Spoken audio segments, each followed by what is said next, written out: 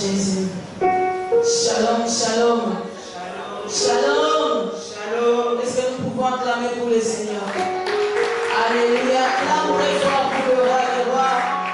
Nous sommes écrits des jours pour notre Seigneur. Alléluia, notre Dieu merveilleux. Alléluia, bien-aimés, je vous prie de bien vouloir vous lever. Nous allons dire merci au Seigneur. Lui qui nous a protégés, lui qui nous a gardés, lui qui nous a épargnés contre tous les dangers. Il a fait grâce que nous puissions nous retrouver ce matin, compter parmi les vivants. Nous allons lui dire merci pour tout ce qu'il est, pour tout ce qu'il a fait pour nous. Prions, alléluia. Seigneur, nous te bénissons, nous te rendons gloire. Merci Jésus, merci pour l'amour. Merci pour ta bonté, merci pour tes bienfaits, merci pour tout ce que tu es, merci pour tout ce que tu as fait, Seigneur notre Dieu. Nous t'élevons, nous te glorifions, nous te magnifions ce matin.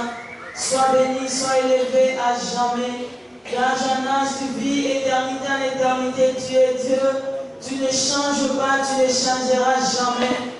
Oh Dieu Tout-Puissant, ce matin nous sommes là. Nous sommes venus te rendre des actions de grâce.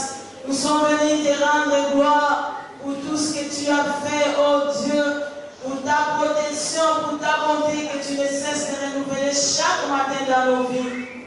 Nous te bénissons, Seigneur, le Créateur incréé, le Maître de toutes choses. Alléluia, sois béni à jamais, au nom de Jésus. Est-ce que nous pouvons encore acclamer le Seigneur? Acclamer le roi des rois. Alléluia. Nous allons chanter bientôt. Nous allons te voir, Seigneur. Alléluia.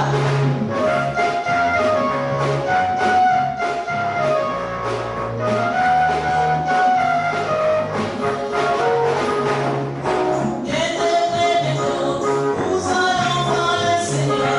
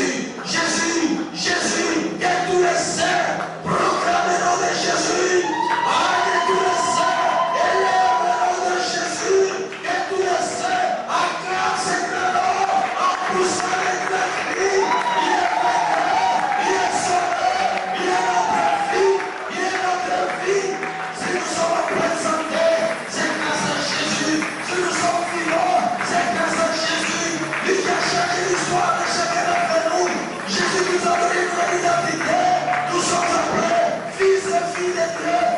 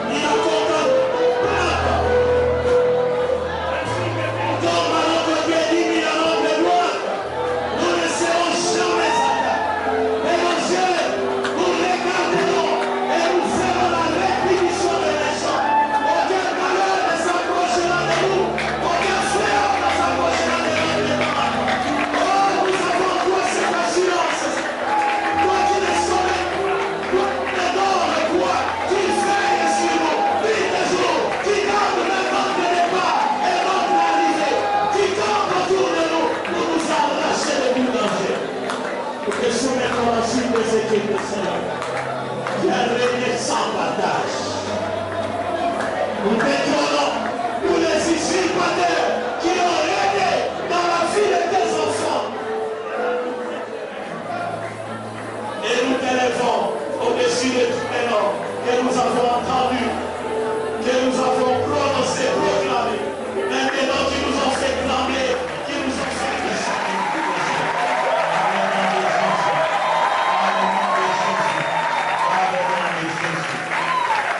Amen. Amen. Shalom, frères de Dieu. Shalom. Nous sommes dans la joie de nous retrouver encore ce matin dans la maison de notre Père. Amen. Est-ce que tu peux saluer ton voisin qui est à ta gauche, à ta droite? Salut-les, c'est ton frère, c'est ta soeur. Amen. Ici, nous avons un seul Père. Parce qu'il y a un seul Seigneur qui a été immolé et qui a racheté pour Dieu des hommes de toute race, de toute tribu, de tout peuple, de toute nation. Il en a fait un seul peuple. Le peuple de Dieu. Et c'est ce peuple que nous constituons ce matin. Acclame encore le Seigneur. Alléluia. Les Dieu soit béni. Nous voulons accueillir ceux qui sont là pour la première fois. C'est votre première fois d'adorer le Seigneur en ces lieux. Là où vous êtes, vous pouvez vous lever. Que Dieu vous bénisse, papa. Que Dieu vous bénisse, ma soeur. Que Dieu vous bénisse, mon frère. Acclamons le Seigneur. C'est l'expression de votre joie.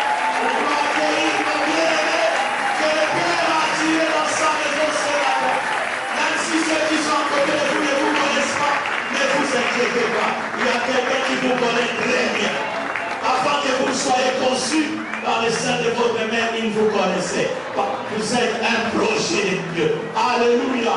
Nous sommes les centres évangéliques et missionnaires francophones d'abord qui quittent l'extension de la mort humaine à Kinshasa. Et c'est ici que nous avons l'habitude de célébrer notre Seigneur et d'attendre son retour. Vous avez reçu là un dépliant sur lequel sont repris tous nos programmes, même les numéros de contact. La dernière partie du dépliant vous est destinée, vous verrez, il y a des pointillés que vous pouvez remplir avec toutes vos coordonnées. À la fin du culte, nous vous inviterons à venir occuper les places qui se libéreront à notre gauche. Et nos bien-aimés conseillers pourront s'entretenir avec vous pendant un bref instant. Comme d'habitude, si vous êtes de passage, à votre retour, nous vous prierons de transmettre nos salutations à vos églises respectives. Si vous n'avez pas d'église d'attache, là où vous allez, trouver une église d'attache, appartenez à la famille de Dieu. Et si vous êtes ici à Kiwit, pour un temps assez long, et entre-temps, vous n'avez pas une autre église, celle-ci peut devenir la vôtre. Amen. Reprenez vos places. Nous voulons rendre grâce à Dieu tous ensemble parce que Dieu nous a gardés en vie et en bonne santé. Il nous a permis ce matin d'être comptés parmi les vivants. Est-ce que tu peux acclamer le Seigneur ensemble? Merci Seigneur pour ce que tu fais pour nous. Merci mon Dieu. Amen. N'attendons pas seulement quand Dieu nous bénit matériellement, financièrement, pour lui rendre des actions de grâce. Le souffle de vie que tu as, c'est énorme. Alléluia. Parce que pendant ces instants, il y en a qui sont sous respiration artificielle, ils sont en difficulté. Mais toi, tu peux respirer calmement, sans rien donner. Il faut rendre grâce à Dieu. Amen. Nous avons quelques Nous allons lever un acclamant encore pour le Seigneur. Alléluia. Nous allons faire Dieu avec nos joies. Nous sommes libres de joie. Alléluia.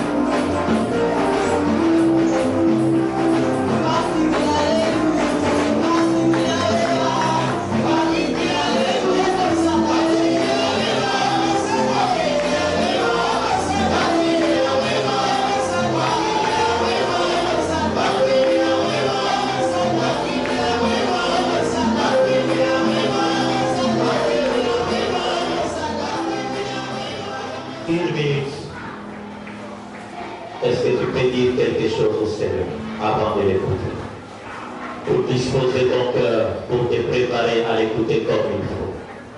Parce qu'il ne faut pas que tu écoutes un homme ne peut rien te donner. Depuis que tu es né, chaque jour tu écoutes les hommes, mais cela n'a pas changé ta vie. Mais si tu écoutes Jésus, c'est lui qui a les paroles et la vie éternelle, en une fraction de secondes, il peut changer les temps et les cycles de ta vie. Seigneur, nous avons besoin de ton temple. Maintenant, nous te consacrons, te recommandons ces temps et nous disposons nos corps, nos âmes et nos esprits entièrement pour t'écouter. Nous voulons que toutes sources de distraction, de dérangement, de perturbation se taisent et que seul l'Esprit de Dieu contrôle ces moments. Que le Saint-Esprit vienne se mouvoir librement au milieu de nous maintenant.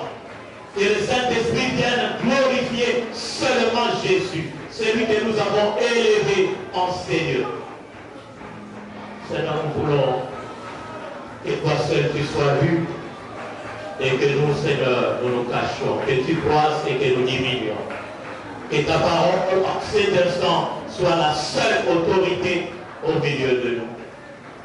Et que nous puissions nous soumettre. Aide-nous à écouter, mais surtout à mettre en pratique ce que nous allons écouter. Glorifie ton nom, dans le nom puissant de Jésus. Amen. Alléluia. Amen. Tu peux acclamer le Seigneur. Personne ne va l'empêcher. Alléluia. Il mérite nos acclamations, ce Seigneur. Amen. Nous devons être joyeux chaque fois que nous nous présentons devant lui. Si l'Esprit te convainc de l'adorer, adore. N'attends pas les modérateurs. Si l'Esprit te convainc d'acclamer, acclame. Si l'Esprit te convainc de pousser des cris de joie, tu pousses des cris de joie pour la gloire de ton Seigneur. Alléluia. Personne ne te dira pourquoi tu acclames le Seigneur. Personne ne te dira pourquoi tu le loues, pourquoi tu l'adores. Parce que c'est pour ça que nous avons quitté nos maisons ce matin et que nous sommes venus en ces lieux. Parce qu'en ces lieux, il y a un Seigneur. Quelqu'un qui est plus grand que tout ce que nous connaissons, tout ce que nous avons vu, tout ce que nous ne verrons jamais. Alléluia. C'est lui qui était, il est et il vient. Amen. Nous continuons avec notre enseignement sur les fondements renversés. Dans les justes, que ferait-il? Depuis le début de cette année, plein de réfléchir là-dessus. Et notre texte de base, bien sûr, c'est le psaume 11, verset 3. Quand les fondements sont renversés, les justes, que ferait-il? Nous avons vu qu'est-ce que les fondements, nous avons vu comment les fondements sont renversés et nous avons commencé déjà à étudier ce que le juste peut faire ou doit faire. Dans 1 Thessaloniciens chapitre 5, en principe, nous lisons du 6e au 22e verset. Et depuis que nous avons commencé l'année, nous sommes qu'au 6e verset. Dans le tout premier verset, la première chose que nous devons faire. Et là, la Bible nous dit, ne dormons donc point comme les autres, mais veillons et soyons. Quand les fondements sont renversés, le juste ne doit pas dormir comme les autres, mais il doit veiller et il doit être sobre. Nous avons dit, c'est là au propre comme au figuré. Nous ne devons plus dormir physiquement de 18h à 6h du matin, c'est anormal pour un enfant de Dieu. Et spirituellement, nous devons bien être distraits, imprudents, négligents. Vivre comme tout le monde, faire comme tout le monde, raisonner comme tout le monde, agir, parler comme tout le monde. La Bible dit, vous n'appellerez pas conjuration ce que tout le monde appelle conjuration. Nous avons dit, nous ne devons plus regarder ce qui se passe autour de nous comme tout le monde. Et nous avons donné ces devoirs, je sais que plusieurs ne l'ont jamais fait et ne le feront jamais. Gloire à Dieu pour ceux qui le font. Nous avons dit, à partir de ce moment-là, observe tout ce qui se passe dans ta propre vie. Tout ce qui se passe dans ta maison, dans ton quartier, là où tu travailles, là où tu étudies, autour de toi. Et tu te rendras compte à chaque pas, à chaque seconde, qu'il y a un fondement qui est renversé. et tu comprendras ta responsabilité en tant qu'enfant de Dieu, en tant que chrétien, en tant que disciple de Christ sur la terre, et tu ne seras plus négligent. Amen. Et ceux qui l'ont fait se sont rendus compte qu'effectivement, tout va mal. Et nous avons dit pourquoi alors nous devons veiller et nous devons être sobres. Nous avons donné une liste de raisons. La toute première raison, c'était parce que les temps sont mauvais. Nous devons veiller et nous devons être sobres parce que les temps sont mauvais. Et nous avons donné une liste, comme je le disais, la dernière raison, c'était parce que la fin de toutes choses est proche. Amen. Bon, maintenant nous commençons la prédication avec toi. Dis à ton voisin, maintenant je commence à prêcher. Amen. La fin de toutes choses est proche. Par conséquent, nous ne devons plus continuer à dormir. Nous ne devons plus continuer à vivre comme si nous avions tout notre temps. Un homme de Dieu a dit, un chrétien, un enfant de Dieu doit vivre comme si Jésus revenait aujourd'hui. Mais il doit travailler comme si Jésus va venir dans 100 ans. Tu travailles pour ta propre vie comme si tu as 100 ans devant toi. Tu fais des projets à court, à moyen, à long terme. Mais par rapport au retour de Jésus, tu réfléchis, tu agis comme si Jésus revenait aujourd'hui. Alléluia. Alléluia. Comme si Jésus revenait aujourd'hui. S'il revenait maintenant, pendant que nous sommes en train de l'adorer, de le louer, quel sera ton sort? Alors le dimanche passé, nous avons commencé le deuxième point dans ces sous-points. Comment alors veiller et être sobre? Nous avons terminé avec pourquoi. Maintenant, c'est comment nous devons veiller. Comment nous devons être sobres. Comment ne pas dormir comme tout le monde. Parce que nous ne sommes pas tout le monde. Nous sommes un peuple acquis, une nation sainte, un sacerdoce royal. C'est que tout le monde fait. À nous, l'éternel nom de Dieu ne le permet pas. Et nous avons commencé à lire dans Ephésiens chapitre 5, du 1er au 21e verset. Nous avons vu, nous avons dit que nous allons réfléchir, raisonner, étudier en trois grandes parties. D'abord, en général, en tant qu'enfant de Dieu, en tant que disciple de Christ, comment nous devons veiller et être sobres. Après, nous verrons de manière spécifique, selon ta catégorie, selon ton rang social, comment tu dois faire pour veiller et être sobre. Et enfin, nous verrons vis-à-vis de notre ennemi le diable. Qu'est-ce que nous devons faire pour veiller et être sobre? Amen. Et alors, nous avons dit dans Ephésiens chapitre 5, verset 1er, la Bible dit, devenez donc les imitateurs de Dieu comme des enfants bien-aimés. Nous pouvons dire aussi, comme des enfants bien-aimés, devenez donc des imitateurs de Dieu. Si tu es un enfant bien-aimé de Dieu, tu dois devenir imitateur de Dieu. Ça commence par là. Est-ce que tu es un enfant bien-aimé de Dieu? Si tu es un enfant bien-aimé de Dieu, d'accord. Donc, tu es obligé de devenir imitateur de Dieu. Alors, nous nous sommes posé la question, mais comment pouvons-nous devenir imitateurs de Dieu? Dieu est esprit. Nous ne le voyons pas physiquement. Comment pouvons-nous l'imiter? Nous avons dit, nous pouvons imiter Dieu en imitant Jésus-Christ. Car celui qui a vu Jésus a vu le Père. Jésus a dit dans Jean 14, verset 9, il répondait à Philippe, Philippe, celui qui a vu le Père. Alléluia. En imitant Jésus-Christ, nous imitons le Père. Or, celui qui a reçu Christ comme Seigneur et Sauveur, et qui croit en son nom, devient fils de Dieu et disciple de Christ. Donc, Christ habite en toi. Et nous avons vu en tant que fils de Dieu, dans Galates 2:20, il est écrit, ce n'est plus moi qui vis, c'est Christ qui vit en moi. Si je vis dans la chair, je vis dans la foi au Fils de Dieu qui m'a aimé et qui s'est livré lui-même pour moi.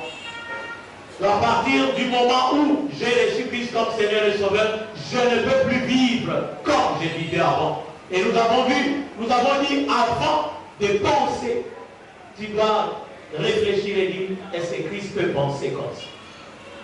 Si Christ peut penser comme ça, d'abord je pense comme ça. Si Christ ne peut pas penser comme ça, j'arrête.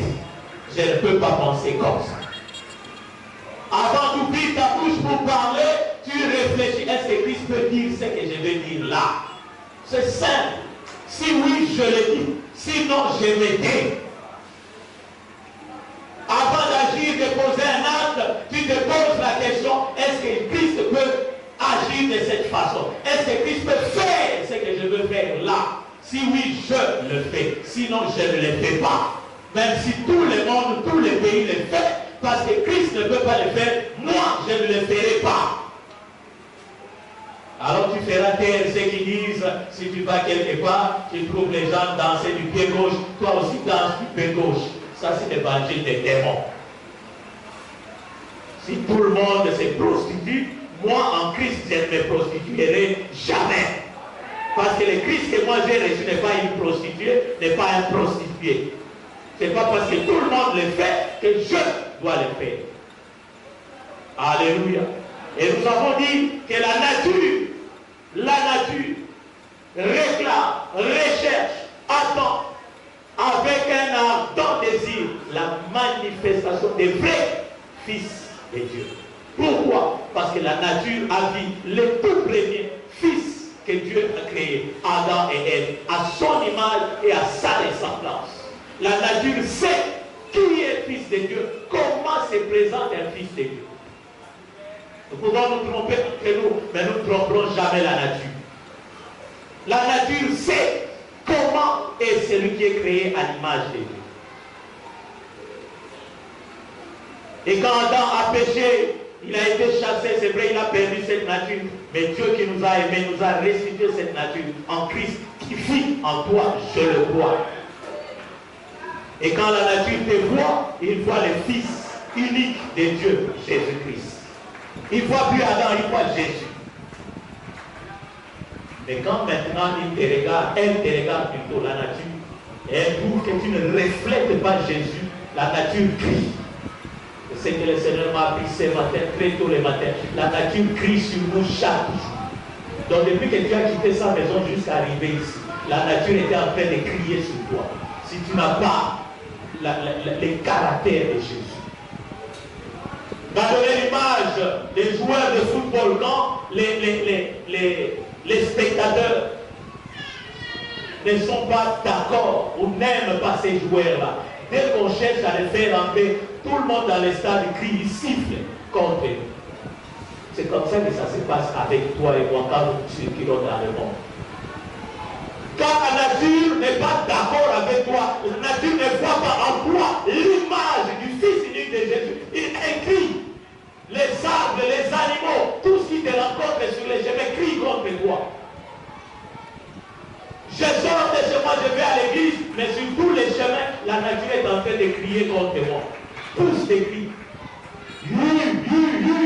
Et tu arrives à l'église, tu adores. Tu sors, la nature continue à crier sur toi. Tu rentres chez toi, tu as des maux de tête, des migraines, des courbatures, tu ne sais pas d'où ça vient. C'est la nature qui a crié sur toi toute la journée.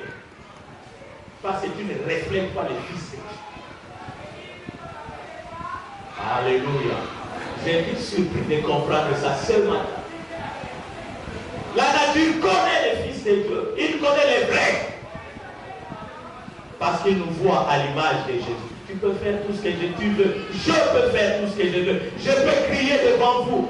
Brûler de mille feux ici. Mais la nature sait si je suis vrai ou si je suis fou. Alléluia. La nature crie.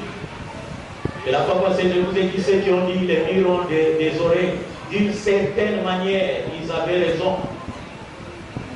Tout ce que nous faisons, la nature crie. C'est comme ça que certains ont des problèmes avec leurs voitures, avec leurs motos, avec leurs maisons.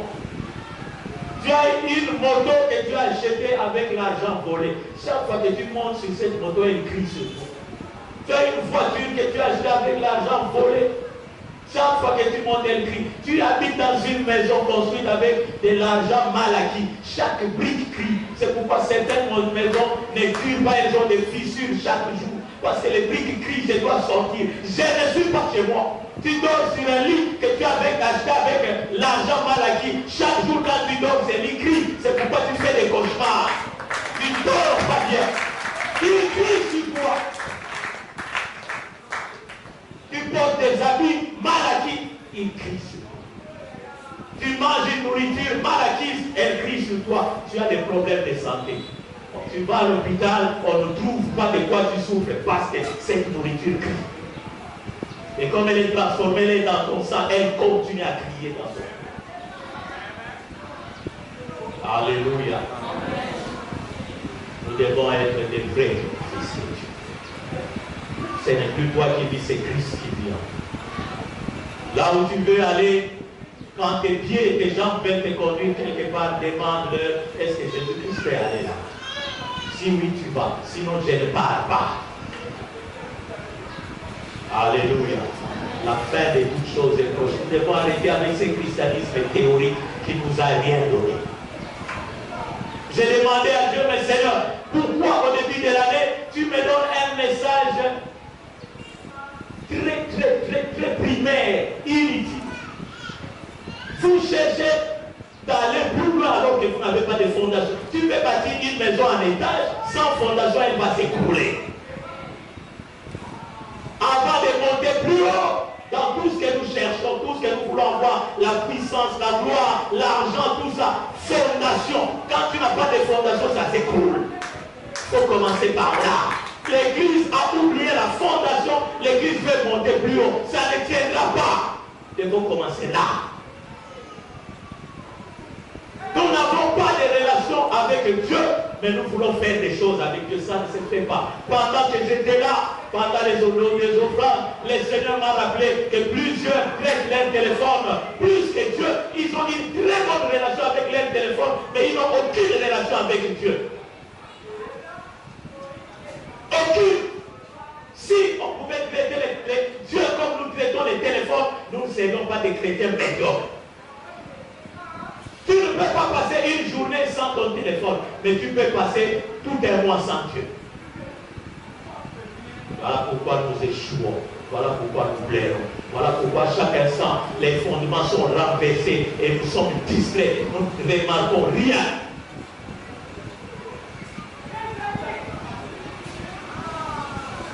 Nous avons dit aussi qu'en tant que disciples, la Bible nous dit dans Luc 6,40 que tout disciple accompli sera comme son maître. Nous devons être comme notre maître. Si tu te fais appeler chrétien, ça signifie que tu acceptes d'être disciple et serviteur de Christ. Chrétien, au départ, ça voulait dire esclave de Jésus. C'était une façon des habitants d'Antioche de se moquer des disciples de Christ. Parce qu'ils ressemblaient à Christ. Ils reflétaient Christ. Ils vivaient comme Christ. Ils ne vivaient pas comme tous les autres. Alors, pour les décourager, pour se moquer d'eux, c'est comme ça qu'ils les ont appelés les esclaves de Christ. Chrétiens. Aujourd'hui, nous utilisons cela comme un titre honorifique dans un milliard. Je suis chrétien d'abord, malheureusement. Nous ne sommes pas disciples d'une église, nous sommes disciples de Jésus-Christ. Et au Congo, nous avons des disciples des églises, nous avons des disciples des serviteurs de Dieu, nous n'avons plus de disciples de Christ. Voilà pourquoi le christianisme au Congo est médiocre. Les églises sont remplies de fanatiques et pas de chrétiens, pas de disciples. Les départements sont remplis de fanatiques, de professionnels et pas de disciples. Et on s'étonne qu'il n'y a pas de miracles, qu'il n'y a pas de conversion, qu'il n'y a pas de repentance, il n'y a pas de chrétiens. Alléluia. Nous avions donné quelques exemples les dimanches passés. Et les dimanches passés, j'étais triste. Après les cultes, un motard m'a pris, il m'accompagnait chez moi. Et il m'a posé d'abord la question, papa, comment, dites-moi un peu quel genre de prière on doit faire? Une bonne prière, c'est comment? J'ai commencé à lui expliquer que ça commence par la relation. Tu dois avoir une relation avec celui que tu pries. Pendant qu'on continuait, je lui ai demandé, tu pries? Il dit, papa, je ne prie plus. Ça m'a étonné. Tu ne pries plus pourquoi? Tu as beaucoup prié, maintenant tu te reposes au nom. Je ne prie plus à cause d'un serviteur de Dieu qui m'a scandalisé.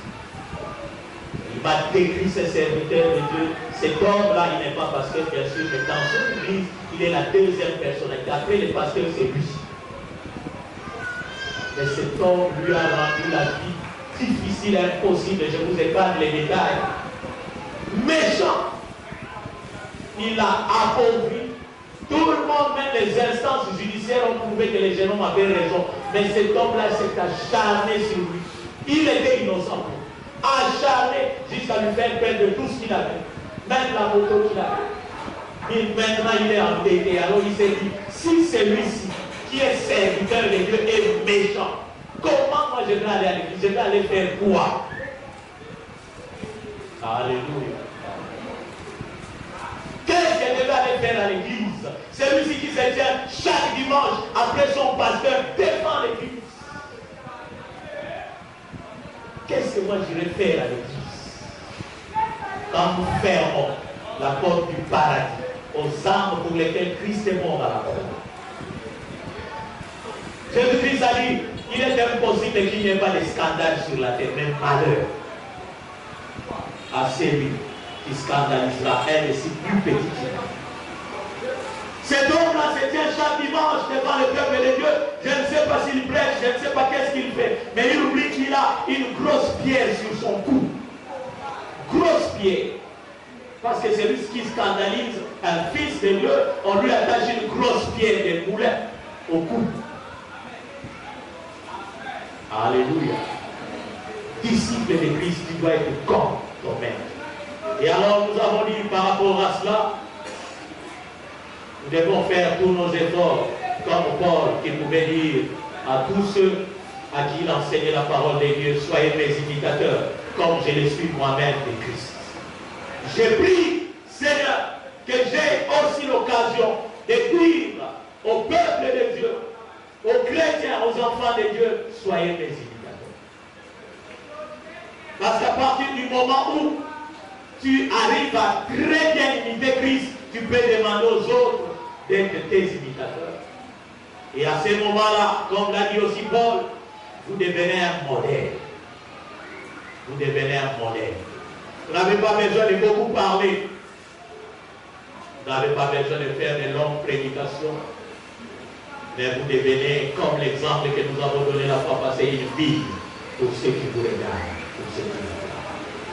Ils n'ont pas besoin de lire la Bible, ils regardent seulement votre vie dans les quartiers et ils disent non, moi je dois être chrétien comme c'est ça. C'est là. C'est tel frère, c'est telle soeur. Et à ce moment-là, s'il n'a pas d'église d'attache, il te demandera où est-ce que tu pries. Et il viendra. Tu n'auras pas besoin de réciter des versets de la Bible, mais ta vie parle. Nous avons dit que ce que nous disons, ce que nous sommes, crie plus fort que ce que nous disons. Nous pouvons rester là à prêcher du matin au soir, mais si notre vie ne reflète pas ce que nous prêchons, nous serons jugés doublement, dit la Bible. D'abord par notre propre conscience, ensuite par vous qui nous écoutez, et aussi par tous les témoins invisibles. Les démons et les anges aussi, mais aussi, enfin, par Dieu lui-même. Alléluia. Nous avons donné l'exemple de cette sœur qui nous a marqué, qui est devenue un modèle pour nous. Je me souviens les jours où je suis devenu affermisseur. Dimanche après, le premier qui est venu me voir avec une autre sœur, il me dit, frère, cette sœur est étudiante à ILK, toute la semaine elle est occupée. Est-ce que tu peux t'occuper d'elle dimanche après l'église pour la faire? Elle avait fait la même chose pour moi. Je ne pouvais pas répondre. Je n'avais pas une autre réponse. J'ai dit oui. Alléluia. Modèle. Alors qu'est-ce que nous devons faire? Philippiens 2, verset 5. Ayez en vous les sentiments qui était en Jésus-Christ. Vous voulez vivre comme Jésus, vous voulez refléter Jésus, commencez à développer les sentiments qui étaient en Jésus. Comment tu connaîtras, tu sauras, tu verras les sentiments qui étaient en Jésus en lisant les évangiles, la vie de Jésus, en étudiant, en méditant la vie de Jésus. Qui a lu les évangiles pendant toute cette semaine? C'est le devoir que nous avions donné, aller lire les évangiles. C'est ça le christianisme du 21e siècle, à l'église. Dès que nous sortons de l'église, c'est fini. Tout ce qui a été dit ici, nous oublions. Nous reviendrons le dimanche prochain. Tant que tu continueras à vivre ce genre de christianisme, tu risqueras de courir d'une église à une autre. Et quand Jésus reviendra, tu seras distrait. Dis à ton voisin, tu seras distrait. Ce que nous apprenons ici, ce n'est pas pour les cacher dans nos Bibles, dans nos armoires, dans nos étagères et les ramener dimanche. Il y en a même qui ont écrit, mais ils n'ont pas lu pendant toute la semaine. Ils viennent encore écrire aujourd'hui. Ils vont garder toute la semaine. Ils reviendront encore écrire. Ils vont remplir leur carnet, leur agenda toute l'année et ils ne liront jamais. Ça ne te servira à rien. Va lire les évangiles, tu verras la vie de Jésus et tu comprendras comment Jésus s'est comporté et tu te comporteras comme lui. Et la vie chrétienne deviendra heureuse, normale, ordinaire. Ça ne sera plus une corvée. On doit t'obliger, ne bois pas ceci, ne mange pas ceci, ne t'habille pas comme ça, ne dis pas ça. Non, tu comprendras que moi je ne peux pas faire ça. Alléluia. Ainsi tu grandiras, tu ne demeureras pas bébé spirituel 5 ans, 10 ans, 15 ans, 20 ans ou jusqu'à ta mort à l'église. Nous devons lire les évangiles, étudier les évangiles et comprendre comment Jésus vivait, comment il s'est comporté tous les jours de sa vie. Nous avons commencé, nous avons lu, nous ne lirons pas tous les évangiles, mais nous allons prendre quelques points de la vie de Jésus. Cela nous permettra de comprendre comment Jésus s'est comporté et nous pourrons l'imiter. Nous allons commencer par son baptême dans Matthieu chapitre 3, versets 13 à 15. Alors Jésus vint de la Galilée au Jourdain vers Jean pour être baptisé par lui. Mais Jean s'y opposait en disant, c'est moi qui ai besoin d'être baptisé par toi et tu viens à moi. Jésus lui répondit, laisse faire maintenant car il est convenable que nous accomplissions ainsi tout ce qui est juste. Et Jean ne lui résista plus. On va expliquer que le baptême de Jean, c'était un baptême de repentance.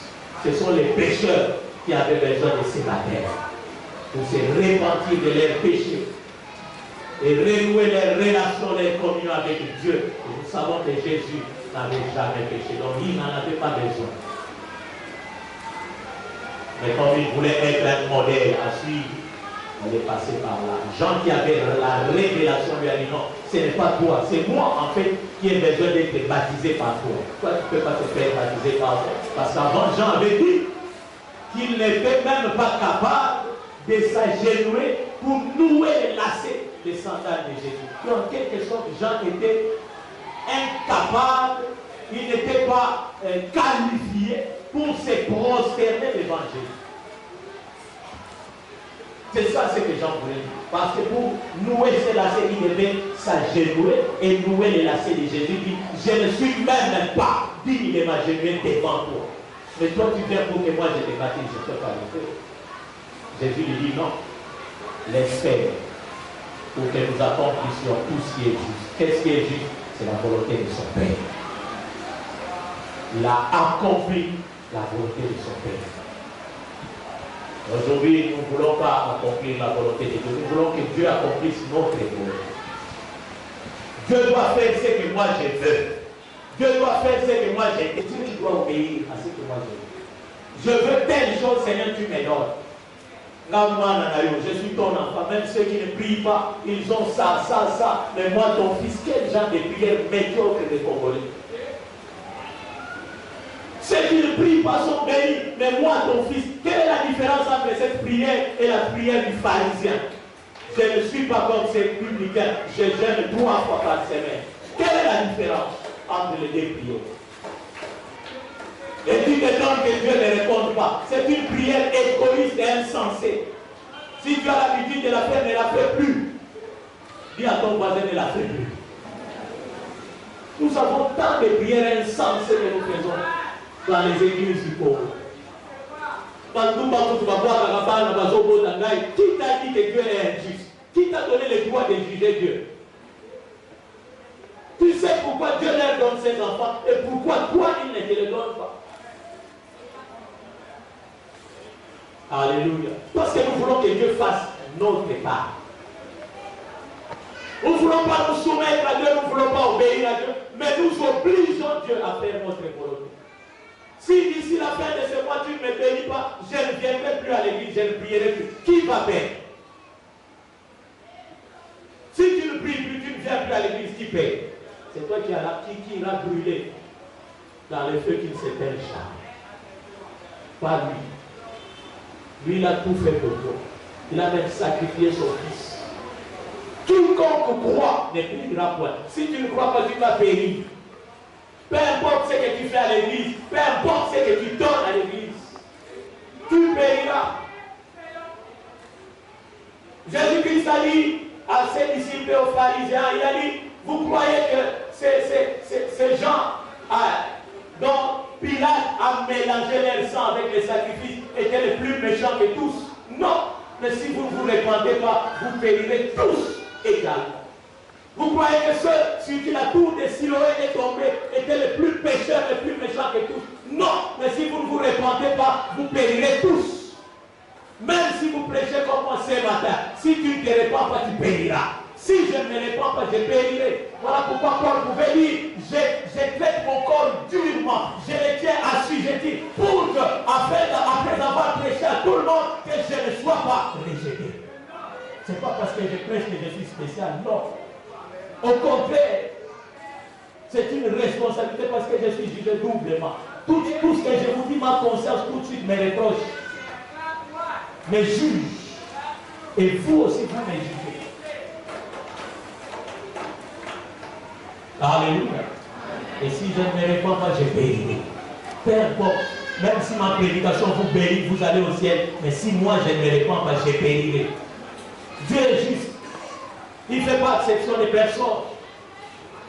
Et nous avons dit, le schéma normal et juste pour arriver à servir Dieu, ce n'est pas de s'imposer, ce n'est pas de faire prévaloir ses talents, ses dons, ses capacités, ses facultés, ses potentialités, mais d'abord se repentir.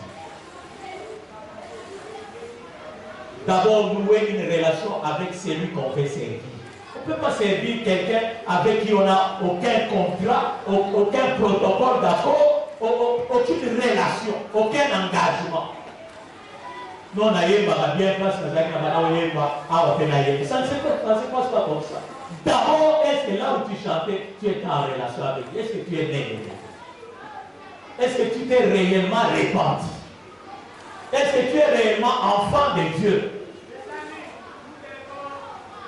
Ensuite, comme Jésus nous l'a montré l'exemple, est-ce que tu es réellement baptisé d'eau? Par immersion. Et après, il y a la préparation spirituelle. On doit te préparer. Dieu lui-même a préparé Jésus. Deuxième exemple, deuxième fait de la vie de Jésus que nous allons voir, c'est sa préparation spirituelle. Luc 1, 1 à 2, 13 à 14. Jésus, rempli du Saint-Esprit, revint du Jourdain et il fut conduit par l'Esprit dans les déserts. Pourquoi? Où il fut tenté par les diables pendant 40 jours.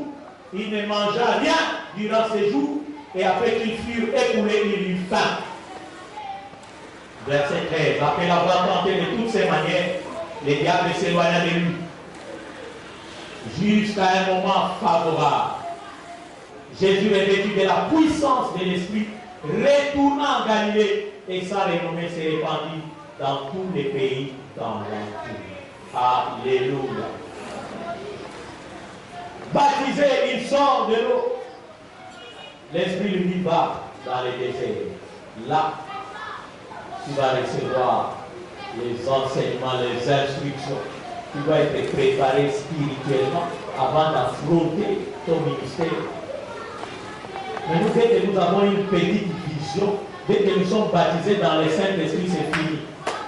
Je suis archibishop, je ne sais qui, on se donne des noms et on saute, on forme un petit groupe de fanatiques qui nous suivent, qui nous acclament, qui nous applaudissent.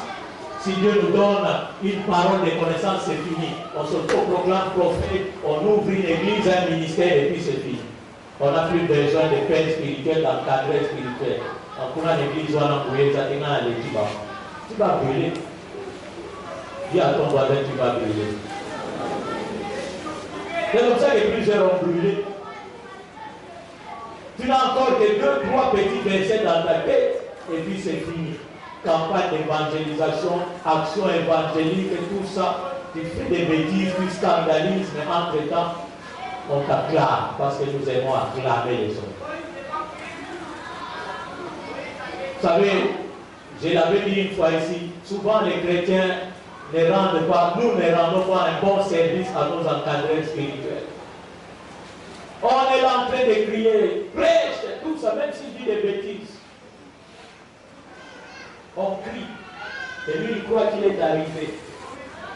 Et après, il tombe. Et comme on est fanatique, on les soutient dans cette bêtise. On les détruit encore, on l'enfonce encore plus. L'Esprit de Dieu a conduit Jésus dans le désert. Jésus était Dieu. Mais l'Esprit lui dit, tu ne peux pas commencer le ministère comme ça. Tu dois d'abord aller là-bas. Où moi je vais te remplir, je vais te former. Après, je vais te laisser passer un test. Et après les tests seulement. C'est comme ça que ça se passe. C'est comme ça que ça se passe. C'est pourquoi je suis toujours triste quand j'apprends. Tu peux être baptisé pourquoi? Pour être sauvé. Les baptêmes ne sauvent pas. Tu veux faire les affermissements, pourquoi? Pour servir. On ne suit pas les affermissements pour servir. Dis à ton voisin, on ne suit pas les affermissements pour servir. Je vous ai déjà expliqué mon cas. Moi, j'ai suivi les affermissements, pas pour servir, mais pour ne pas perdre mon salut. Quand je me suis converti, une semaine après, il y avait une retraite de toute l'église. J'ai participé à la retraite, mais je venais seulement le soir parce qu'avant midi, je travaillais. Je venais à 17h. J'ai prié, j'ai dormi la nuit et le matin, j'ai rentré au service. J'ai dit, les derniers jours, je dois participer du matin au soir pour voir comment les choses se passent. Je n'ai pas pu avant midi. J'arrive après-midi, je me mets au fond, au coin. J'ai prié là-bas. Et chaque fois que j'ouvrais la bouche pour parler, c'est comme si je voyais ma vie, j'ai pleuré. J'ai pleuré pendant tout ce temps. Je n'ai jamais pu prier. Et après, le prédicateur est passé, on lui a donné la parole, il s'est levé, il a prié, il dit, Dieu me montre un jeune homme. Tu allais venir le matin, mais tu n'as pas pu parce que tu étais occupé. Mais depuis que tu es arrivé ici, tu as pleuré. Dieu me dit de te dire, il est celui qui console ceux qui pleurent, il essuie les larmes. Il me dit encore de te dire, compte les jours, compte les semaines, compte les mois, compte les années. Tu verras ce qu'il fera de toi et tu diras, Dieu, tu es Dieu. Et tous ceux qui verront ce qu'il aura fait de toi diront, ton Dieu est Dieu. J'ai pleuré. C'était ma première fois d'entendre une parole de connaissance. C'était exact, c'était moi. Et après la réunion, le pasteur dit, tous ceux qui ont besoin d'un entretien, voyez les encadreurs de la retraite. Les encadreurs avaient un badge écrit encadreur. J'ai regardé les encadreurs, l'esprit m'a conduit vers le frère Rémi, le pasteur Rémi Djouba actuel. Je suis allé le voir, mais je ne savais pas qu'est-ce que j'allais lui dire. Je sentais que je devais parler, mais qu'est-ce que j'allais lui dire, je ne voyais pas. Mais je devais parler. Je suis entré dans le bureau, tout le monde était là, j'étais les derniers, j'ai hésité, mais qu'est-ce que je vais dire? J'en parlais, ils ont fini. Et l'étude du soir avait commencé. Je dis, frère, mais Dieu, l'étude a déjà commencé, nous devons partir. Je me suis approché de lui, je me suis assis, il a prié. Qu'est-ce qu'on peut faire pour toi, frère? Dès que j'ai ouvert ma bouche, je lui ai dit, qu'est-ce que je dois faire pour ne pas perdre mon salut? Il m'a dit, viens, mercredi à 16h, avec un stylo, une Bible et un bloc-notes, je te dirai ce qu'il faut faire. Parce qu'à cette époque-là, les affermissements se donnaient seulement mercredi. À 16h, j'étais très content. Donc je disais, cette fois-ci, en tout cas, la première ensemble, nous sommes en utilité. Je dois monter avec Jésus. C'était ça mon objectif. Ce n'était pas un mariage, un travail, ou je ne sais quoi, une maladie, non, le salut. Et j'avais hâte qu'on arrive le mercredi. Dès qu'on est arrivé mercredi, en principe, on terminait le travail à 16h juste. Mais ce mercredi-là, je suis parti très tôt. j'ai demandé la permission. 16 heures juste, j'étais devant le bureau. Je suis arrivé. Frère, vous m'aviez dit de venir. Ah, c'était toi. Bien. Il m'a conduit vers les responsables des affairissements. Sans autre forme de procès, il a dit aux responsables, le frère a besoin des affairissements. Et j'ai compris que pour ne pas perdre mon salut, je devais suivre les affairissements. Et c'est vrai, aujourd'hui, 24 ans après, je suis chrétien. Malgré mon liberté, je suis chrétien.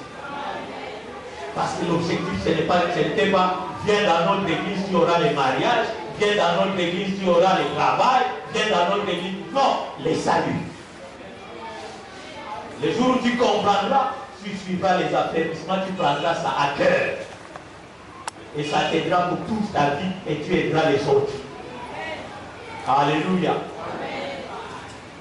Et alors Jésus passe 40 jours et 40 nuits en retraite, en train d'être formé, en train d'être rempli par le Saint-Esprit. Rempli. Et après 40 jours, la Bible dit il y eut faim. Maintenant les tests commencent. Plusieurs ont commencé le ministère sans être testés. Même pour t'engager dans l'entreprise où tu travailles, on t'a fait passer un test. C'est ce qui se passe, on teste après interview. Mais toi tu refuses les tests, tu refuses l'interview, tu refuses la formation. Dans les entreprises, les organismes sérieux, après avoir recruté en forme, on doit t'apprendre le travail que tu dois faire. On ne doit pas t'engager comme ça, tu ne sais pas qu'est-ce que tu dois faire, bon, va travailler. Non. Mais pourquoi pour Dieu nous ne voulons pas? Nous voulons obliger Dieu à faire ce que nous voulons. Ça ne se passe pas comme ça. Tant que nous ne changerons pas, l'église du 21e siècle sera médiocre. Nous parlerons des miracles au passé. Pierre avait fait. Sarah Ponanga et le Polo Sarah pour Pierre. Tu ne peux pas faire comme il a fait avec Pierre parce que tu n'as pas suivi les schémas que Pierre a suivis. Tu ne l'as pas fait. Alléluia. Et alors, il devait passer par les tests, la tentation. Demande à ton voisin si tu as déjà été tenté. Alléluia. La tentation. Ce n'était pas une petite tentation. Les diables ont mis en doute sa nature de fils de Dieu. Est-ce que les diables ne savaient pas que Jésus était fils de Dieu? Est-ce que les diables ne savaient pas que c'est Jésus qui avait créé tout l'univers? Il lui montre le monde, il lui dit tout ça est à moi. Il montre à son créateur. C'est lui qui l'a même créé. Il lui dit tout ce que tu vois là c'est pour moi. Et toi, quand on te présente un téléphone Android à l'essai, bateau et vous fini, ce bouffi, c'est fini. Dis à ton voisin, hein? C'est pas normal. Pour des petites choses inutiles. Des petites choses dérisoires. La tentation. Alléluia. Et alors, Jésus va relever les défis. Il a relevé les défis comment? En se frappant la poitrine à la mort, au lieu de se non, il est écrit. Pourquoi quand on te dit pas lire, tu ne sais pas lire? Et pourquoi la nuit? Oh, on a été. Puis on a quartier. Qu'est-ce que le quartier a à voir avec toi? Demande-lui, qu'est-ce que le quartier avait à voir avec toi, Moutolou? Alléluia. Ça n'a rien à voir. Les insectes qui ont bouffé, les vers de terre qui ont bouffé ton Moutolou, est-ce qu'ils avaient peur de ça? Et puis les hommes vont avoir peur de ça pour faire quoi avec? Ce sont des futilités, des choses inutiles. La parole. Il est écrit, il est aussi écrit. Point. Devant la parole, les diables ne résistent pas, ils ne discutent pas. Parce que c'est cette parole qu'il a créée. Alléluia. C'est ça. Tu n'as pas besoin. Il y a des fois, nous faisons de longues prières parce que nous ne connaissons pas la parole de Dieu. Il y a des choses que nous pouvons déclarer simplement. Il est écrit, point. C'est fini, tu dors. Et parce que tu ne connais pas la parole de Dieu, tu commences d'abord à chercher quelle prière tu vas faire. Tu te lèves, tu commences à combattre, alors qu'il fallait seulement rendre grâce à Dieu et dormir. C'est pourquoi nous combattons aussi contre les aliments que nous-mêmes nous avons préparés. Tu combats les aliments que tu as préparés. Tu chasses les démons. Qui a mis les démons dans ces aliments? Toi-même. Parce que c'est toi qui les as préparés. Alléluia. Est-ce que vous ne comprenez pas? Et Jésus sort vainqueur, la Bible dit, les diables les quitta. Les diables ont compris que je ne peux pas les tenter parce que lui, il est blindé. Luc 1, 18 à 19. Maintenant, il revient à Galilée. L'Esprit du Seigneur est sur moi. Il révèle maintenant ce qu'il est. Et il révèle maintenant les termes des références de sa mission. Il a reçu où? Dans la présence de Dieu. C'est là. L'Esprit l'a rempli et lui a dit, voilà ce que tu vas faire. C'est comme ça que ça se passe. L'Esprit du Seigneur est sur moi parce qu'il m'a oint. Pour. Tu es ouvrier, tu es serviteur de Dieu. Pourquoi Dieu t'a oint? Pas pour venir distraire les gens devant ici. Pas pour impressionner les gens. Dieu, quand il appelle quelqu'un, il lui donne les termes de référence. Tu vas faire ça, tu vas faire ça, tu vas faire ça. Il circonscrit ton ministère. Et c'est dans ces carrés-là que tu travailles. Aujourd'hui, les gens se combattent, les gens s'attaquent, s'affrontent, parce qu'ils ne comprennent pas à quoi ils ont été appelés. Et ils envient le ministère des autres, non, mais bloquent. On ne peut pas bloquer un serviteur de Dieu. On ne peut pas bloquer quelqu'un qui a été appelé au ministère. Ça ne se fait jamais. Dis à ton voisin, ça ne se fait jamais. C'est pourquoi à la mort, vous n'entendrez jamais un jour non, qui veulent servir au protocole. C'est que ça ne se fera jamais. Nous devons découvrir. Ici, on n'engage pas les ouvriers. On ne recrute pas, on découvre. C'est Dieu qui vous recommande. Et on découvre que celui-ci peut servir là. Shalom viendra. Bon, les départements de musique demandent aux membres de l'église qui veulent servir de Saint-Esprit, ça ne se fera jamais. C'est pas comme ça que Dieu recrute. Pas comme ça. Jésus a dit, ce n'est pas vous qui m'avez choisi, mais c'est moi qui vous ai choisi. Je vous ai établi. Quand Jésus t'a choisi, il t'établit. Et personne ne peut te bloquer. Ça n'existe pas. Mais surtout pas ici à la borne qui fuit. Mon pasteur ne bloque pas. Si moi je me tiens devant vous, c'est parce qu'il m'a permis. Il m'a encadré pendant tout ce temps et je peux me lever devant vous. Alléluia. Mais vous devez accepter de vous soumettre, de vous asseoir et d'être formé. C'est comme ça que ça se passe. Au nom d'Azareth,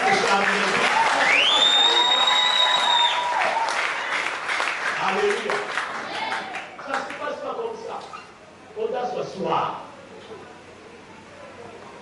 Il m'envoie pour annoncer une bonne nouvelle aux pauvres. Ça, c'est la première mission. Annoncer une bonne nouvelle aux pauvres. Deuxièmement, guérir ceux qui ont le cœur brisé. Troisièmement, proclamer aux captifs la délivrance. Quatrièmement, aux aveugles le recouvrement de la vue. Cinquièmement, renvoyer libre les captifs. Sixièmement, publier une année de grâce du Seigneur. Donc, chaque fois quand Jésus se tient devant les gens, il sait que je suis venu pour 6 points. Donc, tel que je suis là, je dois faire ça, point. Je m'arrête là. Alléluia. Quand tu te tiens dans un département, dans une église, dans un ministère où j'excelle, tu vas savoir à quoi Dieu t'a appelé. Quand Dieu m'a appelé, il m'a dit, affermis tes frères. Et c'est ce que j'ai fait. Je l'ai déjà dit, moi je ne suis pas un prédicateur, moi je suis un affermisseur. Alléluia. Donc ne soyez pas scandalisés quand je prêche, vous vous rendez compte qu'on n'a pas respecté l'herméneutique ou tout ça, c'est pas mon problème. Moi je suis un affermisseur. J'affermis. Alléluia. Alléluia. C'est comme ça que ça se passe. Et Jésus, connaissant cette mission, il l'a fait jusqu'à la fin de ses jours. Mais nous voulons servir Dieu sans l'avoir consulté au préalable et sans avoir reçu de lui les détails et l'ordre de notre mission. Jésus avait son ordre de mission. L'Esprit du Seigneur est sur moi. Il m'envoie un coup et il déclare. Nous agissons comme des petits courageux. Je me lève un matin et je commence à crier, je commence à parler et on m'appelle de tous les noms et je monte. Et des fois, ça nous pousse à attribuer à Dieu nos pensées. Je pense, mais j'ai dit, Dieu m'a dit, alors que ce n'est pas Dieu qui m'a dit, ce sont mes pensées à moi. Parce que je me suis fait Dieu, j'ai fait de mes pensées, les pensées de Dieu. Nous devons refléter, avoir les sentiments qui étaient en Jésus. Dans les deux points que nous avons vu que premièrement, Jésus était obéissant. Le premier sentiment que Jésus a exprimé à son baptême et même dans sa formation spirituelle, c'est l'obéissance. Il n'a pas cherché, il a dit non, moi je suis Dieu, je n'ai pas besoin de ça, il s'est humilié, humilité. Troisièmement, soumission. Il s'est soumis à son Père. Tu dois passer par les eaux des baptêmes.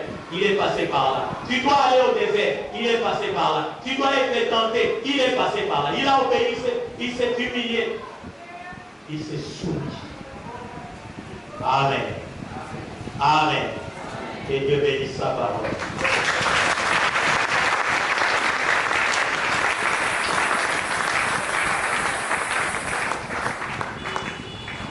Lève-nous, nous voulons prier.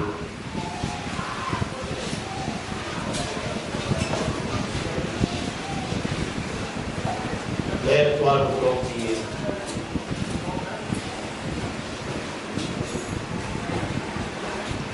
Je sais que Dieu t'a parlé. Moi, je n'ai pas de requête particulière à te donner. Mais je te prie, essaye de revoir ta relation avec Jésus. Et essaye de voir tes sentiments. Est-ce que ce sont les sentiments de Jésus? Ton caractère, ton comportement, est-ce que ça reflète Jésus? Sinon, alors Jésus est là pour toi. Il est miséricordieux et compatissant. Il veut te faire encore du bien ce matin. Alors parle à Jésus. Parle à Jésus, parle à Jésus, parle à Jésus. Tu as quelque chose à dire à ton Dieu ce matin. Dis-le-lui. Dis quelque chose. Dis quelque chose à Jésus. Je te prie.